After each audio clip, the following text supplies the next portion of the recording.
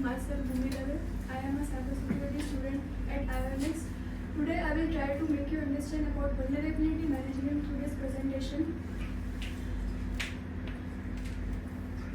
So this is the key points of my presentation, starting from the introduction. Then I will explain types of vulnerabilities, vulnerability management cycle, best practices for vulnerability management, and lastly conclusion.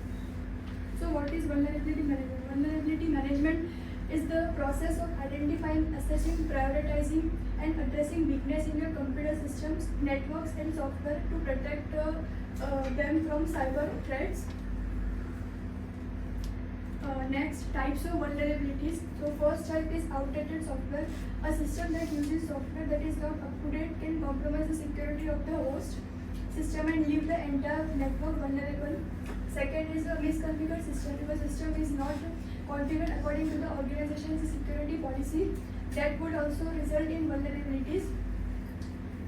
Third type is unprotected APIs. APIs stand for Application Programming Interface.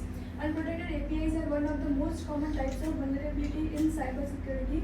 APIs act like a bridge between application and the internet. Fourth one is weak credentials.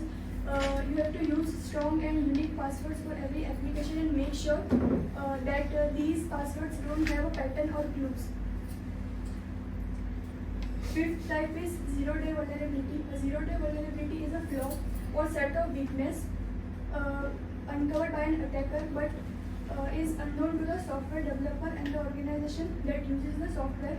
Technically, this means that the software developer has 0 days to work on this issue. Last one is unauthorized access. When an organization gives its employees more access than necessary, it could also lead to a data breach. Next, vulnerability management cycle. So this includes 5 steps. Step number 1, assess. Step number 2, prioritize. Third, act. Fourth, reassess and improve. In the first step, we assess all the vulnerabilities and document it. In second step, we prioritize the vulnerabilities based on their impact on the organization. In third step, we act on that vulnerability. In fourth, we reassess all the vulnerabilities that we have prioritized and we have taken access. And the last one, improve. We have to improve all these steps so that we can prevent it from further attacks. So this is CVSS. CVSS stands for Common Vulnerability Scoring System. It is based on three metrics: base metric, temporal metric, and environmental metric group. Base metric group sees the nature of vulnerability. Temporal metric group measures the changes in the vulnerabilities, and third one, environmental metric group, it checks that the vulnerabilities impact on the organization. This is the score. On the basis of their impact on the organization, we give ratings or score to the vulnerabilities. So I would like to show you all how these vulnerabilities look. So this is the official website of NIST, US government, latest is government official website. NIST stands for National Institution for Standardization and Technology. This official website, this is the program which was launched by NIST, National Vulnerabilities Database. So they have discovered more than 20 vulnerabilities.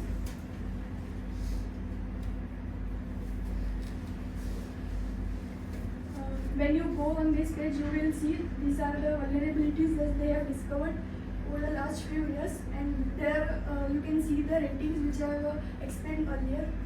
Based on their impact on the organization, they give ratings. Here CVE means common vulnerability and exposure. Next one, this is the year in which the vulnerability was discovered and the 5-digit code.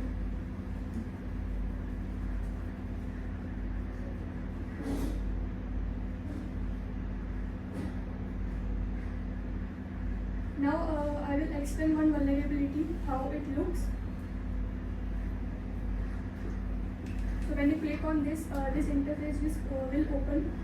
In this, you can see a graph which shows this I have explained earlier that it was a made by three elements: base code, temporal, and environment. Coming on next, vulnerability management best practices. So what you can do to prevent the vulnerabilities. First is scan every device and endpoint in your ecosystem. Second, schedule regular vulnerability scans. Third, assign owners to critical assets. Number 4, document all scans and the results. And lastly, empower IT teams with the right security training. Here comes 5 vulnerability tools which you can use to identify the vulnerabilities. First one is Nmap, next Threat Mapper, OSPD, Watchdog, and Wireshark. So these are the basic tools which you can use. So with this, I would like to conclude my presentation.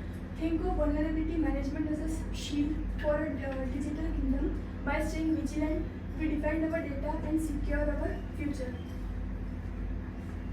Thank you for listening.